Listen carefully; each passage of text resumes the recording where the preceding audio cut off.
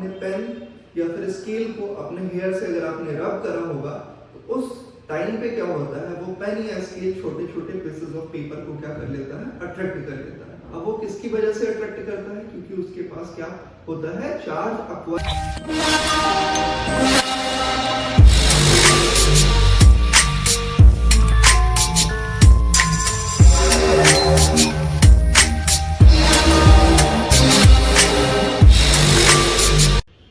Hello students, today we are going to start our class 12. Our first chapter is electric charges and fields. तो हमारा first topic इसमें है electric charge. आइए हम लोग start करते हैं अपने इस फर्स्ट टॉपिक को।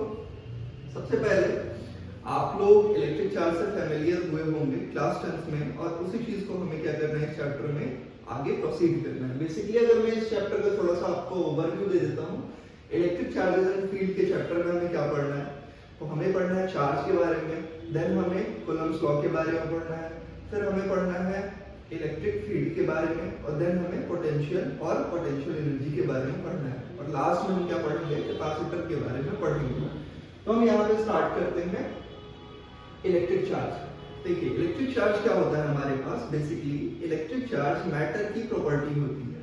आपको पता है कि मैटर की हमारे पास बहुत सारी प्रॉपर्टीज होती है। क्या क्या प्रॉपर्टीज होती है, जैसे डक्टिलिटी, इलास्टिसिटी। उसी तरीके से इलेक्ट्रिक चार्ज भी किसकी प्रॉपर्टी है, मैटर की ही प्रॉपर्टी है। अब ये हमें दिखता नहीं है, अगर आपके पास कोई भी एक मैटर है ना, तो वो आपको विजिबल नहीं हो पाएगा। वो आपको कब विजिबल होगा, if you will rub to matter. जैसे आपके पास दो मैटर है, दो ऑब्जेक्ट है, और उन दोनों को अगर आप रब करते हो, for example let's see if we have a glass rod. ये क्या है हमारे पास, this is a glass rod, और एक हमारे पास क्या है, we have a silk cloth. तो अगर आप इन दोनों को रब करते हो तो यहां पे क्या होता है, चार्ज का क्रिएशन होता है। एक सरफेस से इलेक्ट्रॉन रिलीज होता है, दूसरे सरफेस के ऊपर वो इलेक्ट्रॉन पहुंचता है, जिसकी वजह से ग्लास रॉड के ऊपर कौन सा चार्ज आता है, तो यहाँ पे हमारे पास पॉजिटिव चार्ज आ जाएगा। बट ये सिल्क क्लॉथ कैसा चार्ज एक्वायर करेगा, इसके ऊपर हमारे पास नेगेटिव चार्ज आ जाएगा। चार्ज के बारे में आप लोगों ने भी खुद से कई सारे प्रैक्टिकल्स करे होंगे। जैसे आप लोगों ने कई बार देखा होगा कि अगर हम बलून को किसी कपड़े से रब करते हैं तो हम वहां पे देखते हैं कि बलून क्या होता है, बॉल से स्टिक कर जाता है। या फिर आपने कई बार ऐसा किया होगा, अपने पेन या फिर स्केल को अपने हेयर से अगर आपने रब करा होगा तो उस टाइम पे क्या होता है, वो पेन या स्केल छोटे छोटे पीसेस ऑफ पेपर को क्या कर लेता है, अट्रैक्ट कर लेता है। अब वो किसकी वजह से अट्रैक्ट करता है, क्योंकि उसके पास क्या होता है, चार्ज अक्वायर कर लेता है वो सरफेस। ठीक है, यहाँ पे एक चीज आपको ध्यान देने वाली बात है कि जब भी हम दो ऑब्जेक्ट को एक दूसरे के अगेंस्ट में रब करेंगे तो इन दोनों के ऊपर चार्ज आएगा। ऐसा नहीं कि सिर्फ पॉजिटिव चार्ज आप क्रिएट कर दो या फिर सिर्फ नेगेटिव चार्ज आप क्रिएट कर दो। आप चार्ज किस में क्रिएट करते हो, पेयर के फॉर्म में क्रिएट करते हो। एक अगर पॉजिटिव होगा तो दूसरा क्या होगा, नेगेटिव होगा। अब इसके डेफिनेशन को हम लोग कैसे डिफाइन करेंगे, basically charge is the property, यहाँ पे मैं लिख देता हूँ, charge is the property of matter due to which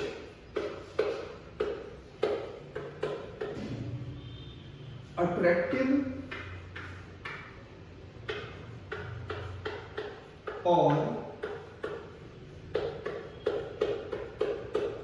repulsive force is felt। ठीक है, तो आपका डेफिनेशन आपके पास आ चुका है। Charge is basically the property of matter due to which attractive force और रिपल्सिव फोर्स इज फेल्ट। अब यहाँ पे थोड़ा सा हम इसके हिस्टोरिकल बैकग्राउंड की बात करते लेते हैं। तो चार्ज के बारे में सबसे पहले पता कहाँ लगाया गया था बच्चों, एक कंट्री है, आप लोग इससे फैमिलियर होंगे, ग्रीस। देखिए साइंस एंड टेक में ग्रीस का काफी इंपॉर्टेंट रोल है। तो अराउंड 600 BC ग्रीस में ही सबसे पहले चार्ज के बारे में पता लगाया गया था। वहां पे एक मटेरियल था एम्बर, जिसके ऊपर देखा गया अट्रैक्टिव प्रॉपर्टी को। ठीक है, अब हम बात कर लेते हैं चार्ज के बारे में कि चार्ज बेसिकली हमारे पास इसके सिंबल को हम कैसे सिंबलाइज करेंगे।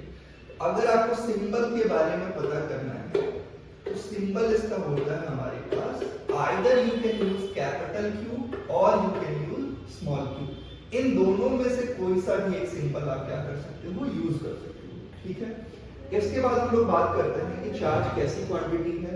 So basically charge is a scalar quantity. यहाँ पे मैं पॉइंट्स आपके पास मेंशन कर रहा हूँ। चार्ज कैसी क्वांटिटी है, charge is a scalar quantity. और आपको अच्छे से पता है कि स्केलर क्वांटिटी को ऐड करने के लिए हमें किसी स्पेशल मेथोडोलॉजी की जरूरत नहीं पड़ती। हम लोग इसको नॉर्मल एडिशन से, जो हमारा अलजेब्रिक एडिशन होता है, उससे हम इसको क्या कर सकते हैं, ऐड कर सकते हैं। तो ये हमारा क्या हो गया, चार्ज स्केलर क्वांटिटी हो गया। नेक्स्ट हम लोग इसमें देख लेते हैं आपके पास कि चार्ज की यूनिट क्या होती है। बेसिकली क्या होती है हमारे पास, चार्ज की यूनिट क्या होती है। तो चार्ज को हम लोग एक्सप्रेस करते हैं किसके टर्म में, चार्ज को हम लोग एक्सप्रेस करते हैं किसके टर्म में, कूलम के। तो इसकी बेसिकली आपको दो यूनिट्स याद रखनी है बच्चों। एक होता है हमारा एसआई यूनिट, एसआई यूनिट हमारे पास क्या होता है, कूलम होता है। क्या होता है, कूलम होता है। और इसका सिंबल अगर आप देखोगे तो आप इसको क्या लिख सकते हो, सी के फॉर्म में लिख सकते हो। एक और यूनिट आपको याद रखनी है जिसको हम क्या लिखते हैं, सीजीएस यूनिट। तो सीजीएस यूनिट हमारे पास, इसको हम ईएसयू भी बोलते हैं। क्या बोलते हैं, ईएसयू। आप इसको इलेक्ट्रोस्टैटिक यूनिट भी पढ़ सकते हो या फिर स्टैट कूलम भी पढ़ सकते हो। तो बेसिकली इन दोनों का रिलेशन आपको याद रखना है, क्योंकि कई बार एग्जाम में क्या होता है ना, इन दोनों के रिलेशन पे भी क्वेश्चंस आपके पास आ सकते हैं। तो हम लोग को याद रखना है 1 ESU 1 coulomb is equal to 3 into 10 raised to the power 9 ESU। ये चीज आपको याद रखनी है, ये हमारे पास इंपॉर्टेंट है। हो सकता है आपके पास क्वेश्चन इससे आपको देखने को मिले। तो अभी तक हम लोगों ने काफी सारी चीजें सीख ली है। अब एक और चीज हम देख लेते हैं, कई बार आपके सीबीएसई बोर्ड एग्जामिनेशन में इससे रिलेटेड डायमेंशन की बात कर दी जाती है। तो बेसिकली आपको 10th क्लास में थोड़ा सा पता होगा, हम आगे स्टडी भी करेंगे। आपके पास I इक्वल्स टू क्या होता है, Q अपॉन T होता है। तो यहां से आप कह सकते हो Q will be equal to क्या हो जाएगा आपके पास, I T हो जाएगा। अब Q का हमें क्या करना है, डायमेंशन लिखना है। तो यहाँ पे हम क्या लिखेंगे, Q ही लिखेंगे।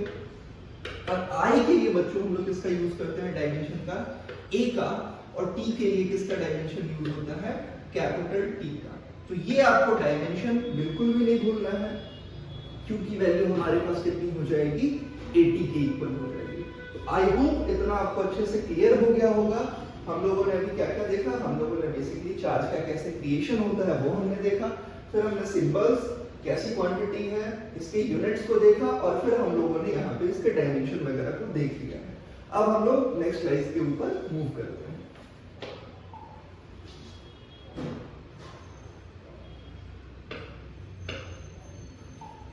देखिए नेक्स्ट स्लाइड में मैं आपके पास लेके आया हूँ, बेसिकली हमारे पास चार्ज से रिलेटेड हमारे पास कुछ प्रॉपर्टीज होती है, जिन प्रॉपर्टीज के ऊपर आपके पास जो क्वेश्चंस होते हैं वो आपके 2 मार्क्स के क्वेश्चन बन सकते हैं, या फिर आपका असर्शन रीजन, या फिर आपका एमसीक्यू वाले टाइप के क्वेश्चंस बन सकते हैं। अब इसमें पहले आपको मैंने दिखाया है कि आपके पास क्या है, additivity of charge. Let's suppose we have a bowl, या कोई एक वेसल हमने ले लिया, फॉर एग्जांपल हमारे पास कुछ ऐसा एक वेसल है, और इसमें आपके पास कई सारे चार्जेस रखे हुए हैं। जैसे आप देख सकते हो यहाँ पे हमारे पास क्या है, कई सारे चार्जेस रखे हुए हैं। ये आपके पास -3 कूलम है, ये आपके पास 4 कूलम है, ये आपके पास -8 कूलम है, ये हो गया आपके पास 12 कूलम। आपसे पूछा जाता है कि बता दो इस वेसल के अंदर टोटल चार्ज कितना है। तो जैसा मैंने आपको बताया कि हमारे पास जो टोटल चार्ज होता है उसको हम लोग सिंपल एडिशन, जो हमारा अलजेब्रा होता है, उससे हम इसको क्या कर सकते हैं, ऐड कर सकते हैं। तो आपसे अगर कोई पूछता है टोटल चार्ज, तो आप क्या लिखोगे, यहाँ पे आप लिखोगे जो भी how many charges are here, basically we have 4 kind of charges. तो यहाँ पे आप क्या ऐड करोगे, Q1 plus Q2 plus Q3 plus Q4, इन सबको आपको ऐड करना है। तो यहाँ पे ऐड करने के बाद आपको क्या मिलेगा, 4 कूलम, किसी एक को लिख देता हूँ मैं, प्लस 12 कूलम -3 कूलम -8 कूलम। यहाँ पे आप ऐड करोगे 12 प्लस 4 कितना हो जाएगा, 16 कूलम, और यहाँ पे कितना हो जाएगा -11 कूलम। सो आपका आंसर क्या हो जाएगा, 5 कूलम हो जाएगा। तो आपने देख लिया बच्चों कि एडिटिविटी ऑफ चार्ज में कुछ भी नहीं है। If we have multiple number of charges then we can find the sum of all the charges by using simple algebraic addition. ठीक है, नेक्स्ट हमारे पास आता है क्वांटाइजेशन ऑफ इलेक्ट्रिक चार्ज। ये आपके पास काफी इंपॉर्टेंट है, इसको आपको अच्छे से समझना है। तो क्वांटाइजेशन की अगर मैं बात करूं ना, तो जैसा हमने सीखा था, यहाँ पे मैं आपको एग्जांपल के थ्रू समझाता हूँ। हमने क्या लिया था, basically we have glass rod and we have silk cloth. अब होता क्या है, किसी एक के ऊपर हमने क्या देखा था कि पॉजिटिव चार्ज आएगा। लेट्स सपोज इसके पास क्या आ गया, आपके पास पॉजिटिव चार्ज, और इसके ऊपर कैसा चार्ज आ रहा है, आपके पास नेगेटिव चार्ज आ रहा है। तो ये जो पॉजिटिव और नेगेटिव चार्ज आ रहा है ना बच्चों, किस वजह से आ रहा है, बेसिकली क्योंकि इलेक्ट्रॉन यहां से ट्रांसफर होके इस सिल्क क्लॉथ के ऊपर क्या होगा। ठीक है, अब एक चीज मैं इससे पहले आपको बता दूं कि अगर हमारे पास चार्ज की फंडामेंटल यूनिट की बात आती है ना, तो हम लोग बेसिकली इलेक्ट्रॉन का ही रेफरेंस देते हैं। इलेक्ट्रॉन के ऊपर चार्ज कितना होता है, बेसिकली अगर मैं बात करूं तो इलेक्ट्रॉन के ऊपर चार्ज होता है -1.6 into 10 to the power -19 coulomb, और प्रोटॉन के ऊपर कितना चार्ज होता है, ये होता है हमारे पास +1.6 into 10 to the power -19 coulomb. इसके बाद अगर न्यूट्रॉन की बात कर ली जाए तो 0 होता है। और अगर हम बात करें अल्फा पार्टिकल की, अल्फा पार्टिकल भी आपके पास यूज में आएगा। हम लोग इसको ज्यादा डिटेल में भी देखेंगे आगे भी। आपको अभी याद रखना है कि ये किसके इक्वल होता है, +2e। अच्छा, यहाँ पे जब भी मैंने e का यूज किया है तो आपको e का मैग्नीट्यूड लिखना है। क्या लिखना है, मैग्नीट्यूड लिखना है। ठीक है, अगर मैं e की बात कर रहा हूँ तो e के लिए आप क्या यूज करोगे, you will only use the magnitude. 1 point आपके पास क्या था, माइनस यहाँ पे लगा देते हैं।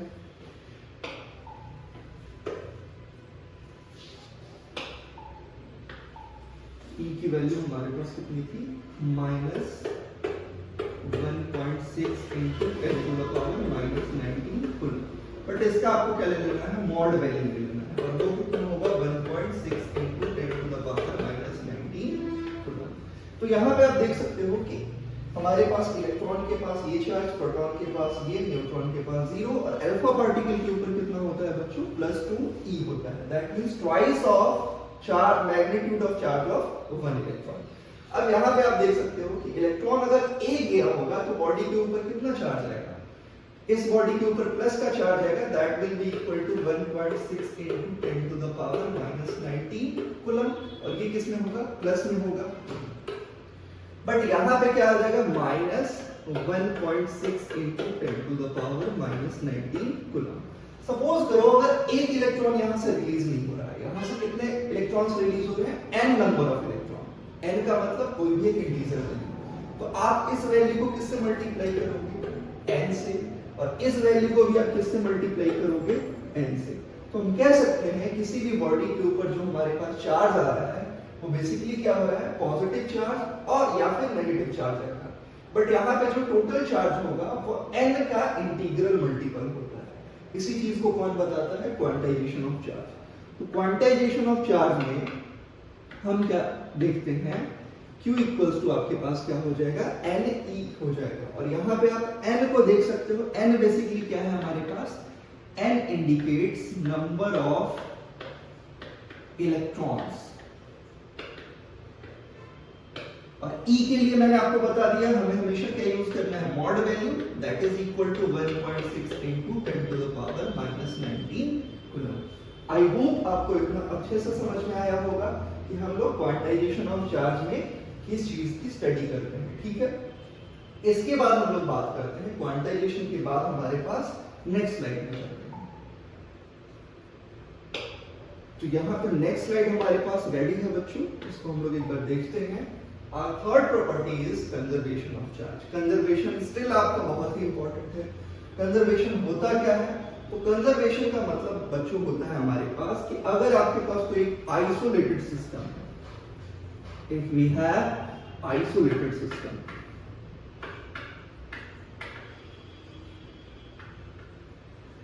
isolated system कहने का मतलब होता है कि यहां से आपके पास कोई भी मैटर ना तो बाहर जा रहा है और ना ही बाहर से कोई भी मैटर हमारे पास अंदर आ रहा है, ठीक है।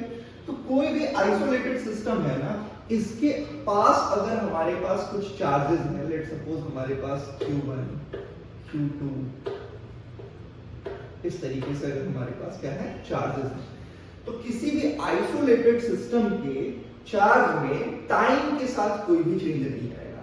अगर मैटर का एक्सचेंज यहाँ पे हमने क्या कर दिया है, बंद कर दिया है, तो इसका चार्ज हमारे पास क्या होगा, charge will remain constant. Charge हमारे पास क्या रहेगा बच्चों, कांस्टेंट रहेगा। तो यहाँ पे आपको ये समझ में आ गया होगा। अब इसी चीज को हम लोग क्या करते हैं, स्टेटमेंट के फॉर्म में लिख सकते हैं। तो कंजर्वेशन ऑफ चार्ज का स्टेटमेंट आप ऐसे लिख सकते हो, the charge of any isolated system will always remain conserve. या फिर आप ऐसे कह सकते हो, वी कांट क्रिएट चार्ज और we can't destroy charge, it is always transferred from one body to another body. तो ये क्या हो गया हमारे पास, कंजर्वेशन ऑफ चार्ज का कॉन्सेप्ट हो गया। एक दो चीजें और हम देख लेते हैं। जैसा हमने आपको बताया कि यहाँ पे हमारे पास क्या है, एक ग्लास रॉड है और एक क्या है हमारे पास, सिल्क क्लॉथ है। तो ग्लास रॉड के ऊपर कैसा चार्ज आता है बच्चों, ग्लास रॉड के ऊपर हमारे पास आता है पॉजिटिव चार्ज और सिल्क क्लॉथ के ऊपर आता है हमारे पास नेगेटिव चार्ज।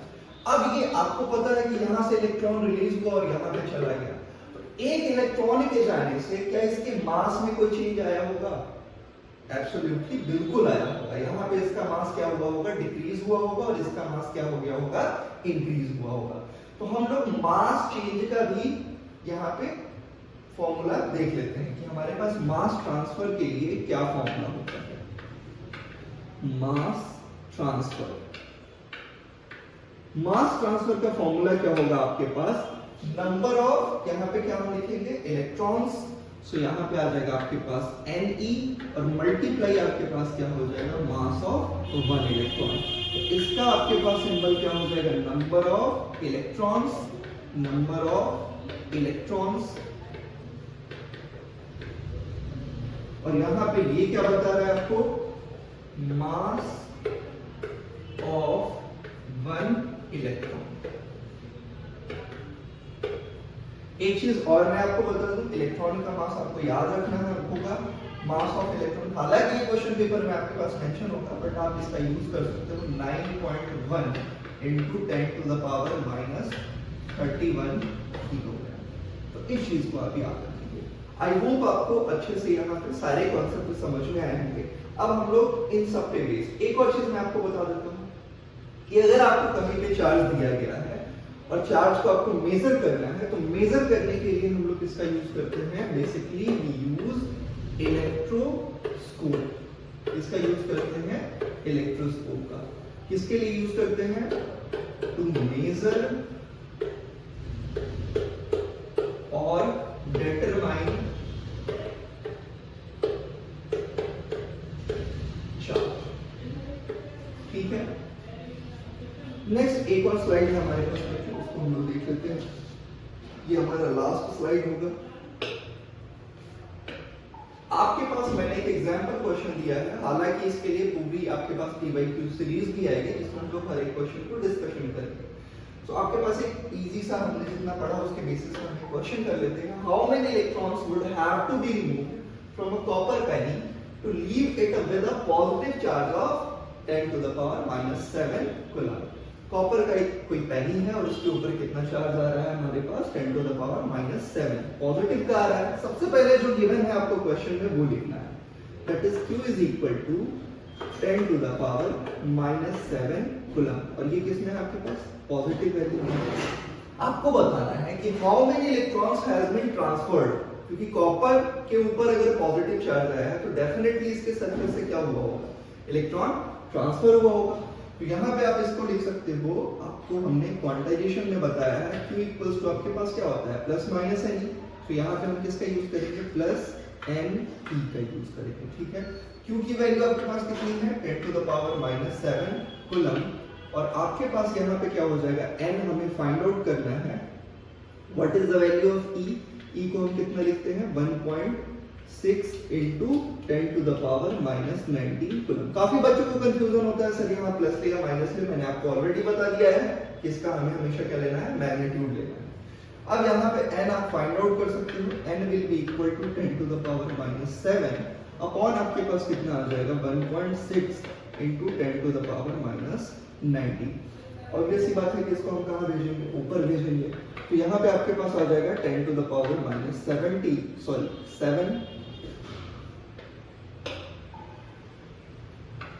तो मैं फिर से कर देता हूँ, कोई प्रॉब्लम नहीं है हमारे पास। यहाँ पे हमारे पास कितना आ जाएगा 10 to the power minus 7 और ये हो जाएगा आपके पास 10 to the power plus 90 upon आपके पास कितना आ जाएगा 1.6 जो हो जाएगा हमारे पास 1.6। अगेन आप पॉइंट हटाओगे तो यहाँ पे क्या हो जाएगा आपके पास 10।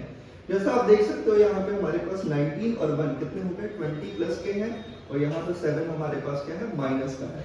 तो 20 में से 7 चला गया, हमारे पास कितना बचेगा 13 बचेगा। हम लोग वैल्यू कैलकुलेट कर सकते हैं, Q is equal to 10 to the power 13 और यहाँ पे आपके पास कितना आ जाएगा 1.6 आ जाएगा। अब यहाँ पे हमें डिवाइड कर लेना है तो यहाँ पे हम कर लेते हैं, इसको हम देख सकते हैं 100 इंटू हमारे पास कितना हो जाएगा 10 to the power 11 अपॉन कितना आ जाएगा हमारे पास 16। ये वैल्यू आप कैलकुलेट करोगे तो 6.25 इंटू 10 to the power 11। ये आपके पास क्या हो गया हमारे पास नंबर ऑफ इलेक्ट्रॉन्स आ गए। ठीक है, थैंक यू सो मच।